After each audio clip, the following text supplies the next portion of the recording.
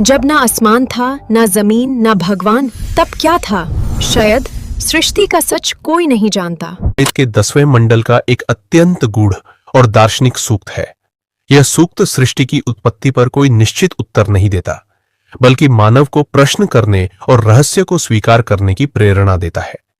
इस सूक्त के अनुसार सृष्टि के आरंभ में न तो अस्तित्व था और न ही अनस्तित्व, न आकाश था, न पृथ्वी, न दिन था और न ही रात, न मृत्यु थी और न अमरता। उस समय कोई प्रकाश नहीं था, केवल एक गहरा और अनंत अंधकार था। उस अंधकार में सब कुछ एक अव्यक्त अवस्था में था। चारों ओर जल तत्व फैला हुआ था, परंतु उसमें कोई गति नहीं थी। यह जल शांति और स्थिरता का प्रतीक था। इसी शून्य और अंधकार के बीच एक ऐसी शक्ति विद्यमान थी जो अपने ही बल से स्थित थी।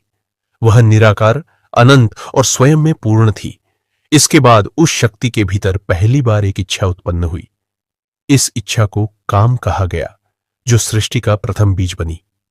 यही इच्छा चेतना के जागरण का कारण बनी और यहीं से सृष्टि की प्रक्रिया प्रारंभ हुई। इच्छा के साथ ही चेतना का विस्तार होने लगा। ऊर्जा में गति आई और ऊपर तथा नीचे का भेद उत्पन्न हुआ। धीरे धीरे सृष्टि का क्रम आगे बढ़ा और ब्रह्मांड का विस्तार हुआ। आकाश, तारे, ग्रह और समस्त सृष्टि अस्तित्व में आई। परंतु नासदीय सूक्त यही एक अत्यंत महत्वपूर्ण प्रश्न उठाता है। क्या वास्तव में कोई जानता है कि सृष्टि कैसे उत्पन्न हुई? क्या देवता भी इस रहस्य को जानते हैं, जबकि वे स्वयं सृष्टि के बाद उत्पन्न हुए? सूक्त का अंत इसी गहन विचार के साथ होता है कि संभव है सृष्टि का वास्तविक रहस्य केवल वही जानता हो जो सबसे ऊपर स्थित है, या शायद वह भी न जानता हो।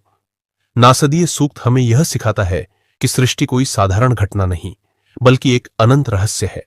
यह सूक्त निश्चित उत्तर देने से अधिक प्रश्न करने का साहस देता है, और यही इसकी सबसे बड़ी विशेषता है। मुख्य संदेश, टेक अवे: हर प्रश्न का निश्चित उत्तर होना आवश्यक नहीं।